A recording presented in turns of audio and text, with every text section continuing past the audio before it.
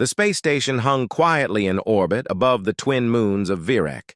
It was large and silver, shaped like a wide ring with glowing lights across its edges. This station was home to many species from across the galaxy. Some had feathers, others had metal skin, and a few looked almost like humans, but none of them were. Ryan stepped off the transport shuttle with a small bag over his shoulder. He looked around with wide eyes. It was his first day here. He was young, quiet, and careful. The air inside the station smelled clean and cool. Soft lights blinked along the walls, and voices in many languages filled the hallways. "Welcome, human technician Ryan," a soft voice said from a speaker. "Please proceed to engineering deck 3. Ryan followed the directions and entered a lift. As the doors closed, he looked at his reflection in the shiny wall. He ran a hand through his short, dark hair and took a deep breath. He wasn't nervous, just unsure. This was his first time working outside Earth system. When the doors opened, he stepped into engineering deck 3. The room was wide and filled with machines. Some glowed green, others made humming sounds. There were workers everywhere, but not many humans. Ryan walked in and nodded politely to those who looked at him. An older technician, a human named Hale, came over and shook Ryan's hand. "Glad you made it," Hale said. "We've been waiting for someone who can fix the old Kirill translator unit. It's a mess, but it's your job now." Ryan smiled. "I'll take care of it." He was shown to a corner where a strange-looking machine sat. It had thin wires and crystal panels.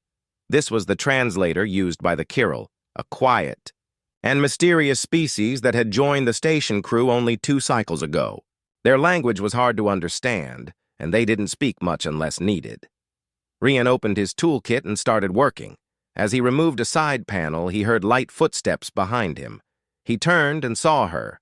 A Kirill stood there, watching him with calm, curious eyes. She was tall and thin, her skin a soft shade of silver blue. Her hair, if it could be called that, flowed like slow smoke. She wore a plain suit with the station logo on it. She didn't say anything, just looked at him. "Hello?" Ryan said gently. She nodded once. "You are fixing the translator." Her voice was soft, like a breeze. "Yes," Ryan replied. "Do you use this often?" "I do," she said. "My name is Nara. I work with data systems. Sometimes I help the others understand Kirill code." Ryan nodded. "I'm Ryan. Nice to meet you." Nara stood still for a moment, then pointed at a glowing part of the machine. "This panel has a power surge sometimes. It causes errors." Ryan looked at the panel and frowned. "Thank you. That helps." As he leaned in to check the part she mentioned, a small spark jumped out. It wasn't dangerous, but it was sudden. Nara flinched slightly and took a step back. Without thinking, Ryan turned to her and said, "It's okay. You're sweet to worry about it." The words came out casually, almost like a habit. He didn't even notice what he had said until he saw her reaction. Nara froze. Her eyes widened just a little. The edges of her face glowed faintly, as if touched by light. She stared at him, unmoving. The air around her shimmered very softly, almost invisible, like heat above a fire. Ryan blinked. "Did I say something wrong?" Nara said nothing for a few seconds. Then she took a slow breath. Her skin, normally smooth in color, now held a faint pattern like soft ripples. She looked at him closely. "Say it again," she said quietly. Ryan was confused. "What?" The word. "Say it again." Ryan hesitated. Her eyes were serious but not angry. There was no threat in her voice, only a strange, soft interest. He said it again. "You're sweet." Nara nodded once. Then she turned and walked away without another word. Ryan stood there puzzled. He looked around, but no one else seemed to notice anything strange. He returned to his work, but his mind kept going back to that moment. Why had she frozen?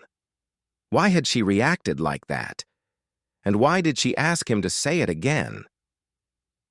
After finishing his repair shift, Ryan went to the dining hall. It was a wide open space with tables of different sizes. Some were shaped for species with 4 arms, some for those who floated. Ryan sat at a small round table and started eating. A Kirill crew member named Solon sat nearby. He was older and had more color marks on his skin, showing his experience. Ryan saw this as a chance to ask. "Excuse me," Ryan said. "Can I ask something about your language?" Solon nodded slowly. "If a human called a Kirill sweet, would that mean anything?" Solon looked at him. His expression changed slightly, as if he wasn't sure he heard correctly. "Who did you say this to?" Solon asked. Ryan shifted uncomfortably. "To Nara. It just slipped out. I didn't mean anything strange. She asked me to say it again." Solon leaned forward a little. "The word sweet in our language is not used casually. It is part of a deep trust bond. We use it only in moments of strong respect or connection. It is rarely spoken aloud. If she asked you to repeat it, that means something." Ryan sat in silence. "She is young," Solon said, "but very aware. Be careful with words. They can carry much weight in Kirill culture." Ryan nodded slowly. Back in his room that night, Ryan looked out at the stars. He thought about how small words could mean something large to someone else. He didn't understand everything about the Kirill, but one thing was clear. This wasn't just a space station with machines and wires. This place was full of stories waiting to be told. And he had just spoken the first word of one. The next day began like any other on the station, but something felt different to Ryan. It was small, like a quiet sound in the background that he could not quite name.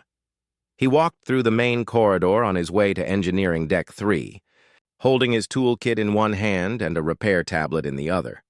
The walls of the corridor were lined with soft light strips that changed color based on the station's cycle. At the moment, the lights glowed a pale blue, showing that it was second shift. Most crew members were awake and moving between tasks. Some nodded to Ryan as he passed, and he nodded back. When he stepped into the engineering room, he noticed her immediately. Nara was already there, standing near one of the power units. She was looking at a screen, her hands slowly moving across the controls. Her expression was calm, but when she saw Ryan enter, she paused. For a moment, they simply looked at each other. "Good morning," Ryan said. Nara blinked once. "Good morning, Ryan." He felt a strange warmth in his chest. It was the first time she had said his name.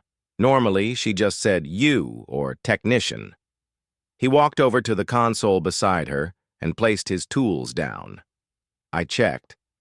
The translator logs last night," he said. "It seems like some of the data spikes came from outside signals, maybe interference from mining satellites." Nara nodded slowly. "I saw that too. We should move the antenna grid. It may help." As they spoke, a quiet rhythm formed between them. Nara was still quiet, still measured in her words, but now she looked directly at him more often. When he made a joke about the tangled wires inside, the panel, she gave a short breath that almost sounded like a laugh. Ryan noticed something else, too. She was asking more questions. Not about machines or repairs, but about Earth.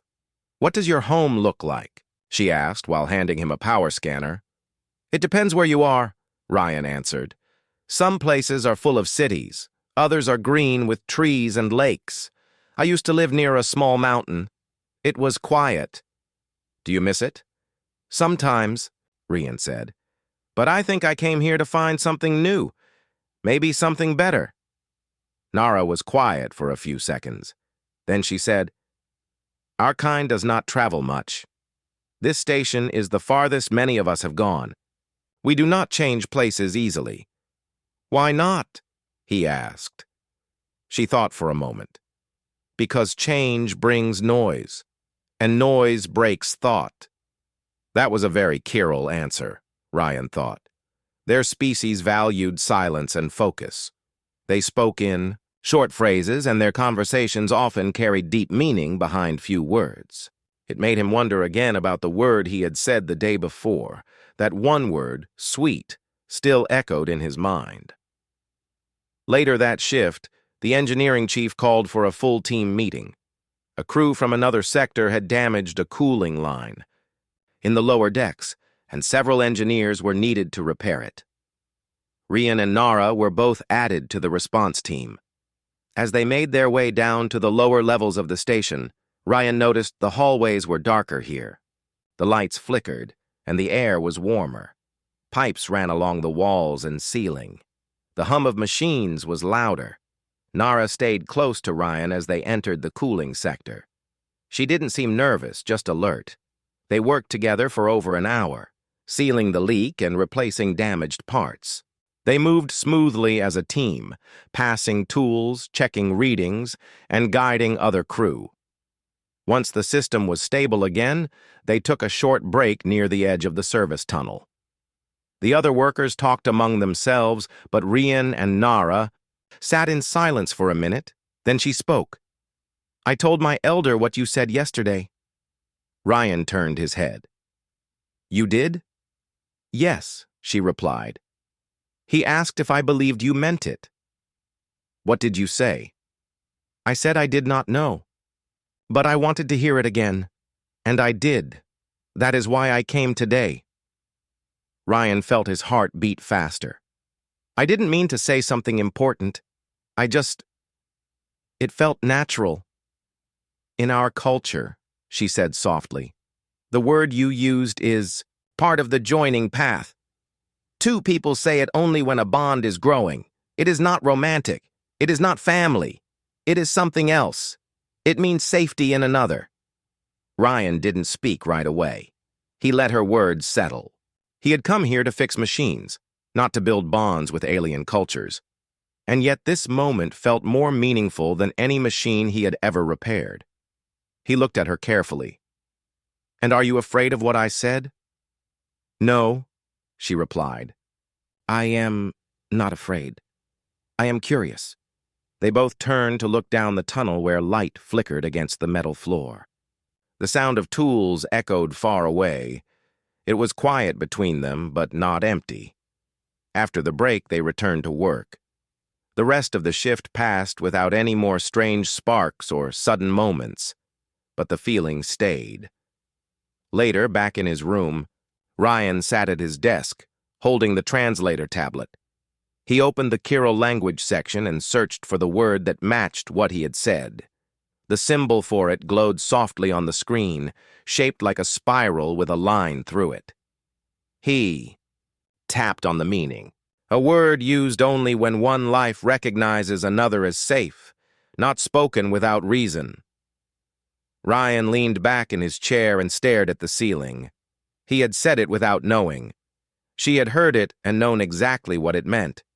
Maybe, without planning it, a connection had started. One word, one moment. And now everything felt different. The days moved forward, but for Ryan, something had shifted. It was not loud or sudden. It was quiet and slow, like the first light before sunrise. Every morning, when he walked into the engineering deck, he looked around to see if she was there. Nara started arriving early. She would stand near the console, studying data or adjusting settings. She did not speak unless needed, but now her eyes followed Ryan with calm attention. When he spoke, she listened. When he smiled, she gave a small nod. It was not just him who noticed the change. A senior technician named Mara whispered to Ryan one day during a panel check. "She follows your lead now," she said. "That Kyril girl. Before, she used to work alone." Ryan gave a small shrug. "Maybe she's just curious." Mara raised her eyebrow. "Kyril don't get curious without reason." Ryan didn't answer. He didn't know how to explain it, either. All he knew was that something between them had started, and it was growing. They began to share small things. A tool passed without asking. A suggestion made without words. One afternoon, while working on the outer antenna grid, Ryan found himself talking more freely. "Do you ever miss your world?" he asked as he tightened a bolt. Nara paused, holding a scanner in her long fingers. "Sometimes. It is quiet there. We live in crystal homes. The wind sings through them." Ryan looked at her. "That sounds peaceful." "It is," she said. "But here, there is motion. There is learning. I have never spoken this much before." "You speak well," Ryan said. She looked at him, her eyes calm but bright. "You made me want to." Those words stayed in Ryan's mind for the rest of the day. She had not said them like a poem or a puzzle. She had said them simply, like a fact. Later, as they walked back through the corridor, Nara asked him a question that surprised him. "What does it mean when humans give flowers?" Ryan blinked. "Flowers? You mean like as a gift?" "Yes." "Well," he said, thinking carefully, "on Earth, giving flowers can mean many things. Sometimes it's for friendship, sometimes it's for love, or just to show someone that they matter." Nara nodded slowly. "We do not give flowers. We give light patterns. When someone matters to us, we shape light around them. Each pattern means something." "That sounds beautiful," Ryan said. She tilted her head slightly. "Maybe I will show you one day." That night, Ryan didn't sleep easily. His thoughts were full of questions. What was really happening between them? Was this just a friendship built on respect? Or was it something deeper that neither of them fully understood yet? The next shift brought something different. A group of visiting engineers from another station arrived for a systems exchange. They were loud, cheerful, and full of stories. One of them, a tall human named Bren, noticed Nara right away. "Is that one of the Kirill?" he asked during the lunch break. "I've only seen pictures." Ryan nodded. "Yeah, that's Nara. She works on our team." Bren smirked. "She's quiet, but kind of interesting. Think she'd talk to me if I asked her about her species?" Ryan felt something twist in his chest. It wasn't anger, but it was close. Still, he stayed calm. "She might," Ryan said. "But she doesn't like shallow questions," Bren laughed. "I'll be careful then." Later that day, while running a diagnostic in one of the power rooms, Ryan heard Nara speaking to someone. He stepped around the corner and saw her talking with Bren. Her tone was flat, her arms crossed gently in front of her. When she noticed Ryan, her body relaxed slightly. Bren turned. "Hey, I was just learning about the Kirill way of seeing sound. Did you know they read vibrations with their skin?" Ryan gave a short nod. "Yeah, it's part of how they feel direction." Bren smiled, then walked off, leaving Nara and Ryan alone. "Was he bothering you?" Ryan asked. "No," Nara said, "but his words were heavy." "Heavy?" "They asked for answers without offering meaning. I do not like that kind of exchange." Ryan smiled. "Me neither." There was a pause. Then Nara stepped closer. She was quiet for a moment, then reached into her uniform pocket and pulled out a small device. She held it out to him. "What's this?" Ryan asked. "A pattern," she said. "One I made. It is light, shaped in silence. Only you can open it." Ryan took it carefully. It looked like a crystal disc with a tiny switch on one side. When he pressed it, soft light rose into the air. The light moved slowly, forming shapes. A curve, a line, a spiral. Then it faded. He looked at her with wide eyes. "What did that mean?" She looked down, then up at him. "It means safety, trust, growth." Ryan didn't know what to say. No one had ever given him something so quiet yet so powerful. He closed his fingers around the disc. "Thank you," he said. "You are welcome," Nara replied. The next day. The translator unit broke again. This time it wasn't a simple glitch. The power unit had shorted out completely. Most of the crew was called to help fix it. Nara and Ryan worked together for hours, speaking little but moving as one. When the system finally came back online, the chief praised them both. "Perfect teamwork," he said. "No need for backup. I wish all departments ran like this." As the others left, Nara stayed beside Ryan. Her voice was softer than usual. "You have changed something in me," she said. Ryan looked at her. "You've changed something in me, too." For a few moments they stood there in silence, not as a technician and a crew member, but as something else. Two lives from different stars, finding meaning in small words and shared tasks. Something had begun, and neither of them wanted to stop it. The sun rose slowly over the dry land around the holding camp. Pale light touched the sharp fence lines and metal shelters. Inside one of those shelters, Queen Varel sat on the bench with her back straight and her eyes calm. She had not slept much. Her thoughts moved in many directions. Tom brought her food again that morning. He placed it on the table and sat nearby. She greeted him with a soft nod. "You do not have to bring food every day," she said. "I know," Tom answered. "But I want to." He leaned back and watched her as she took a few slow bites. Her movements were quiet and careful, like someone who had lived too long with fear and now did not know what peace felt like. "You're healing," Tom said. "The bruise is almost gone." "My body heals faster than most humans," Varel said. "But some wounds are not on the skin." Tom understood what she meant. He had seen war take more than blood. It took hope, trust, and peace. Sometimes it even took the parts of a person that made them feel human. Varel placed her hands in her lap and looked out the small window. "My people are scattered," she said. "Some have escaped into space. Others are in hiding. A few remain loyal to me. But I no longer wear the crown.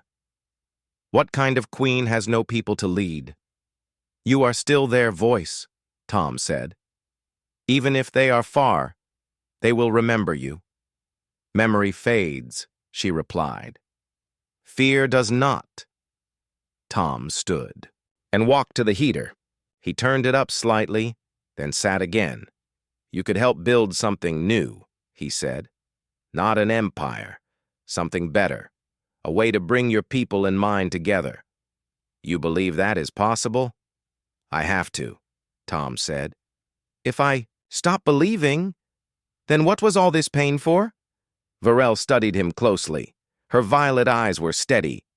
"Why do you care so much about what happens to me?" she asked. "You have no duty to me. No reward waits for you." Tom gave a small smile. "I care because I saw who you are. Not a title, not an enemy, just someone who made a choice to stay behind and face the end. That's not weakness. That's strength." She looked down for a moment. "My council told me to escape before the palace fell," she said. "They begged me to leave in a secret ship. I refused. I thought it was pride, but maybe it was guilt. I helped begin this war.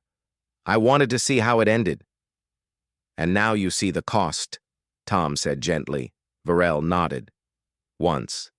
Tom stood again and paced the room. Slowly, he picked up a data tablet from the table and placed it in front of her. "This is a report," he said. "It says the Human Council will hold a meeting in 3 days. They want to decide your future. Some want to send you to Earth. Others say you should be free." Varel looked at the tablet but did not touch it. "I will go where they tell me," she said. "I will not fight again. You should speak for yourself at that meeting," Tom said. "Tell them your truth." "They will not believe me," she replied. "They will believe what I tell them," Tom said. "And I will tell them about the woman who saved a child during the last strike. I saw it. You shielded a young one with your own body. That matters." Varel looked up, surprised. "You saw that?" "Yes," Tom said. "And it changed the way I saw you." She was silent for a moment, then stood slowly. "Help me prepare," she said.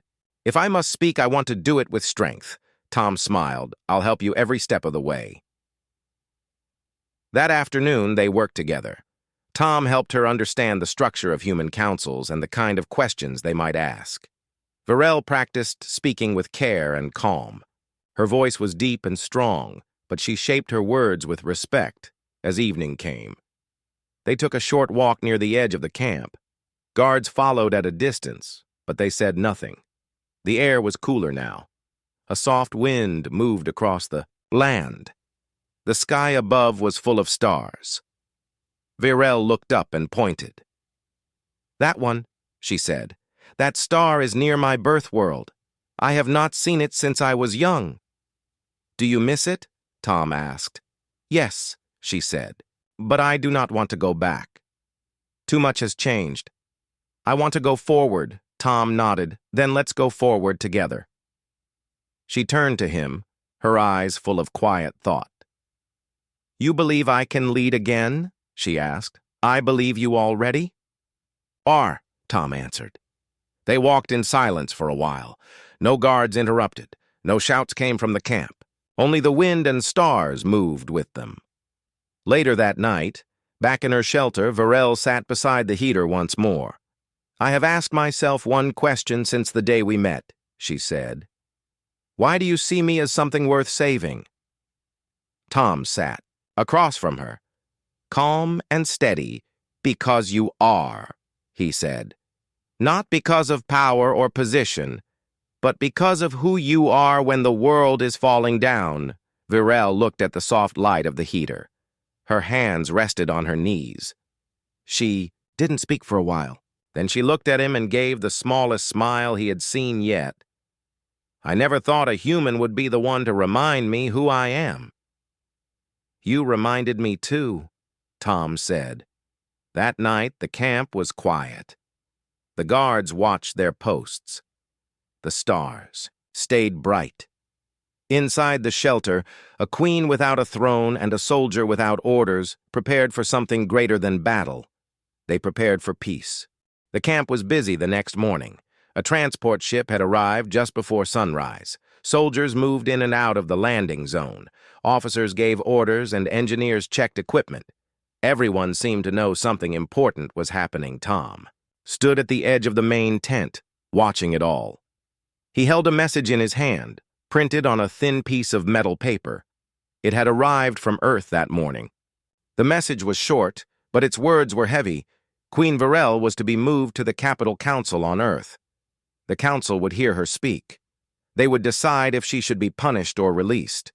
She would be allowed to speak in her own voice. With one human to stand beside her, Tom had already made his choice. He would go with her. He walked across the camp and reached her shelter. The door was open and she was sitting near the window again. Her back was straight. Her eyes followed the clouds. "They're ready to move you," Tom said. She turned to him. "Are you coming with me?" "Yes," he said. That was always the plan. Varel stood slowly. Her robe had been cleaned again. Her silver skin caught the morning light, and her glowing violet eyes looked steady. "I am not sure what your council will say," she said. "They will listen," Tom replied. "That's what matters now." They walked together toward the landing zone. 2 guards followed, but not too close. The other soldiers in the camp stepped aside as they passed. Some looked confused, some looked unsure. A few even nodded at Tom. In respect, the transport ship stood ready, its wide doors open. Inside, rows of seats lined the walls. Varel stepped up without pause. Tom followed her as the ship lifted from the ground. The camp became smaller below them. The desert faded into sky. The stars above waited quietly. Hours later, they reached the orbit station. It was large, round, and made of silver steel. Inside, everything felt cold and perfect. Machines hummed. Lights blinked. Voices echoed through wide halls. Tom guided Varel to a resting room. It had chairs, a table, and a small window showing the planet below. Earth looked peaceful from here. Green. Lands, blue oceans, soft white clouds. Nothing like the battlefield they had left behind. Varel sat near the window. "Your world is beautiful," she said. It has its dark places too, Tom replied. But we try to protect the light. A voice spoke from the door. You must prepare. For the hearing, a woman entered. She wore a clean uniform and carried a tablet. Her name tag read Elra Wenz, one of the council assistants. You will speak before the full council tomorrow, she said. You may bring one person to stand beside you. It is clear you have chosen Soldier Tom. Virel nodded once. Elra placed the tablet on the table. These are the names of the council members. They have questions ready. You may speak freely, but remember, some of them still fear you. I will speak with honesty, Virel said. That is wise, Elra replied. Then, she left. Tom looked at the tablet. He saw names of leaders from Earth, the moon colonies, and the Mars settlements. Each one held power. Each one would vote on Virel's future. He turned to her. Do you want to practice? No, she said. I want to speak from truth, not from a script. Tom respected that. That night, they did not sleep much. They talked quietly about the things they had seen, about people they had lost, about what they hoped the future could look like. In the morning, they dressed in simple clothes. No crown, no medals, just clean robes and a soldier's jacket. The council hall was wide and bright. Tall windows showed the earth below. 13 council members sat in high seats. Guards stood along the walls. A small crowd of guests filled the side benches.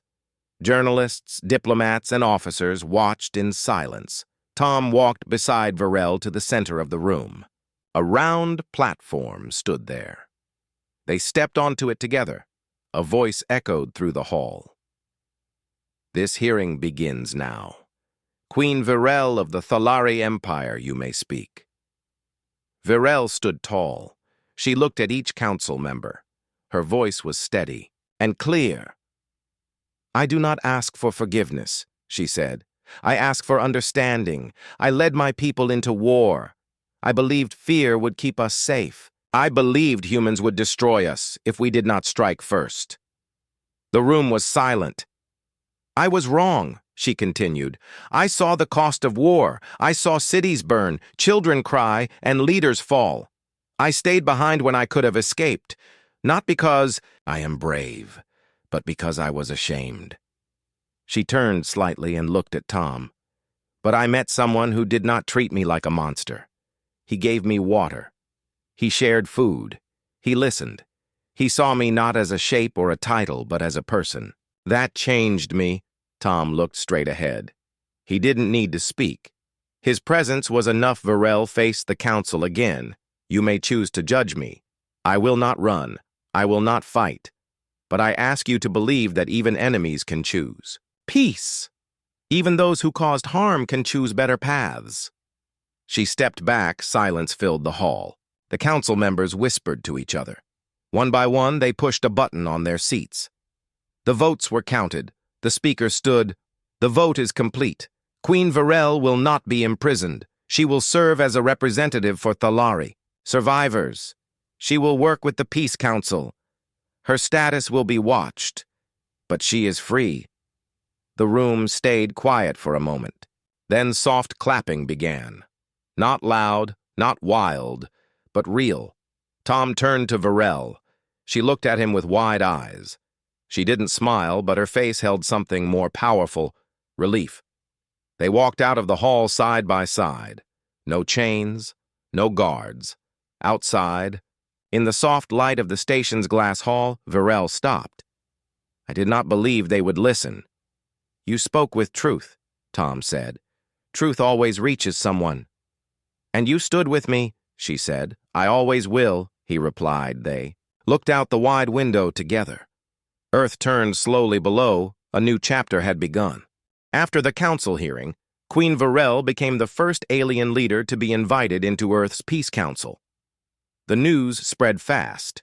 Her name filled headlines on every planet. Some called her brave. Others called her dangerous. Everyone wanted to see what she would do next. Virel stayed in Earth's orbit station for 1 week. During that time, she met with Earth's scientists, doctors, and peace leaders. She asked questions. She shared what her people had learned. In every meeting, Tom stood beside her. He listened and sometimes explained Earth's ways when things got confusing. Many people on Earth still didn't trust her. They didn't forget the war, but some were starting to see her differently. She wasn't a shadowy queen in a battleship anymore. She was a person. She walked with calm steps. She listened more than she spoke.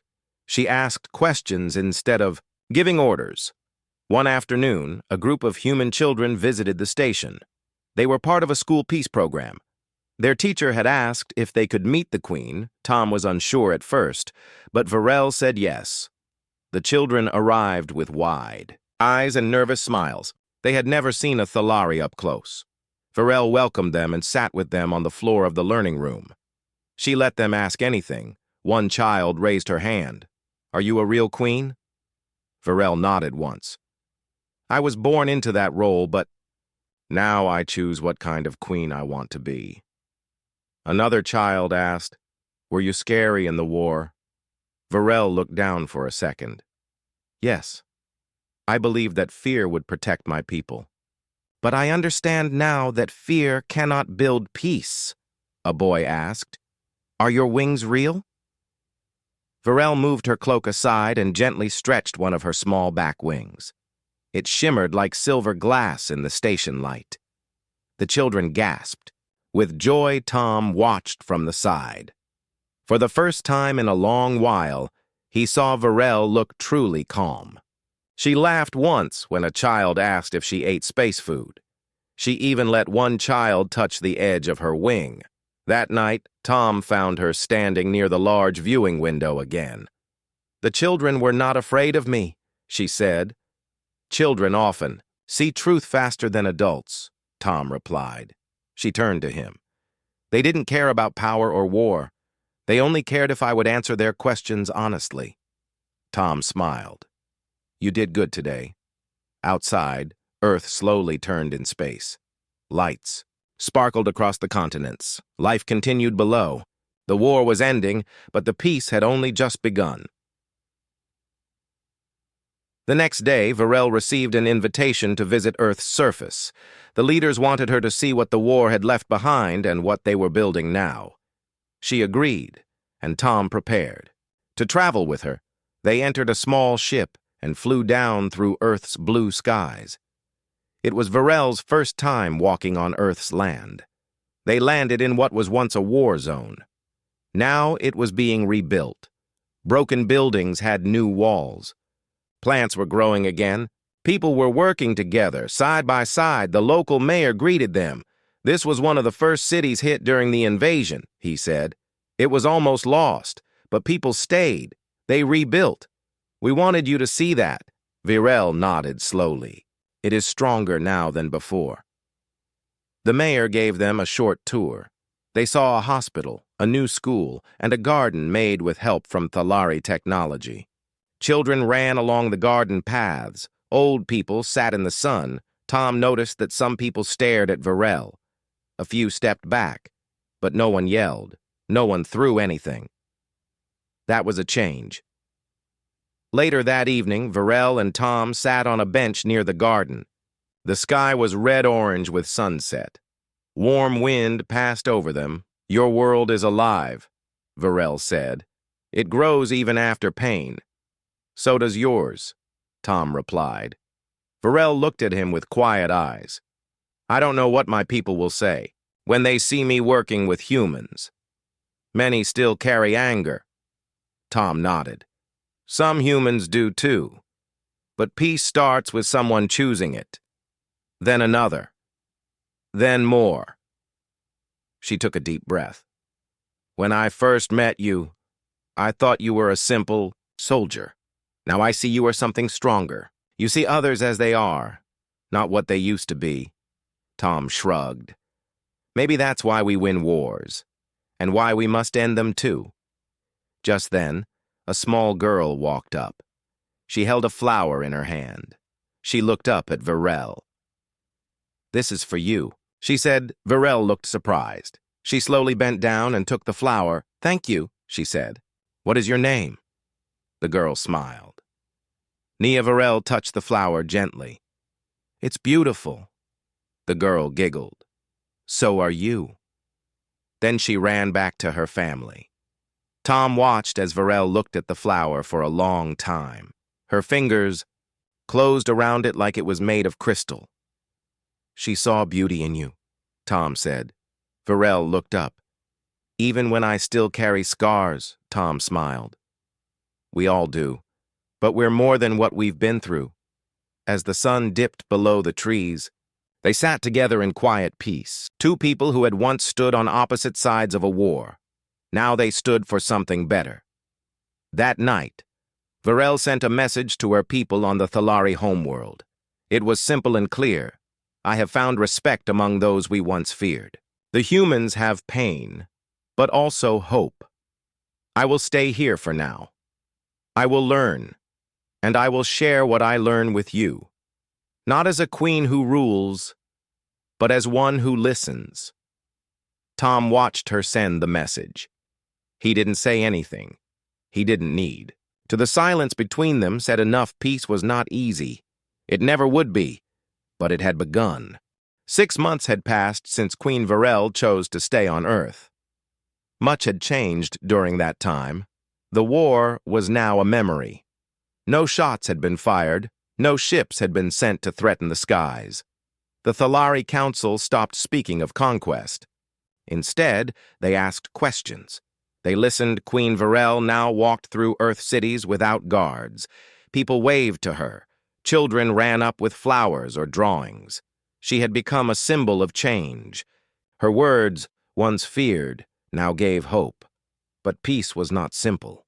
Some humans still carried deep wounds from the war. Some Thalari felt she had betrayed her kind. Varel received messages from both sides. Some were kind, some were cold. But she always read them. And she always answered with calm words. Tom remained close to her. He became her guide on Earth and her bridge to the human people. They attended peace talks, visited damaged places, and sat in schools where human and Thalari children learned together. One morning, they stood at the top of a hill outside New Haven, a city that had been rebuilt by both races. The sun was rising. A new learning center was about to open. Built with knowledge from both worlds, Tom looked at the white building in the valley. I never thought I'd see this in my life, Varel nodded. Neither did I. But here it stands. A large gathering. Waited below. Human leaders, Thalari visitors, students, and families. The flags of Earth and Thalara stood together. It was a day of new beginnings before they walked down. Varel turned to Tom. Do you remember the first time we met? She asked. Tom gave a short laugh. Yes. I thought I would die that day. You faced me without fear, she said. Why, Tom? Looked out at the city. Because something told me you were not just a queen in armor. You were more than the role they gave you. Varel was quiet for a moment. Then she said, and you were more than a soldier. You still are. They walked together into the crowd. Cameras flashed, people clapped, children cheered. The ceremony began, and Varel stepped forward to speak. She spoke in slow, careful words. So everyone could understand, today is not about forgetting the past. It is about shaping the future. My people came to Earth with weapons, but we leave behind something better now. We leave behind friendship, truth, and shared purpose. She paused. When I first met this world, I saw only difference. Now I see reflection. You care for family, for home, for peace. So do we.